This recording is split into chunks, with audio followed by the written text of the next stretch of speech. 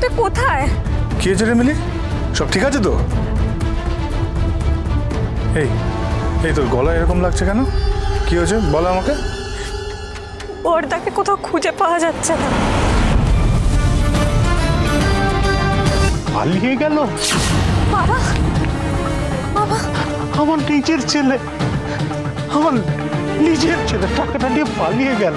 বাবা, আমার মির্জার সাথে কথা হয়েছে, ও এক্ষুনি আসছে, তুমি দেখো সব ঠিক করে দেবে। মহারাজ, মহারাজ তুই কোথায়? তুই আয় বাবা, আয়, দেখে যা, দেখে যা তোর কথা কিরকম ফলে গেল রে মহারাজ। আমার সারা জীবনের পুঁজি আমার বড় ছেলে নিয়ে কোথায় পালিয়ে গেল রে, আমাদের ধ্বংস করে দিয়ে গেল।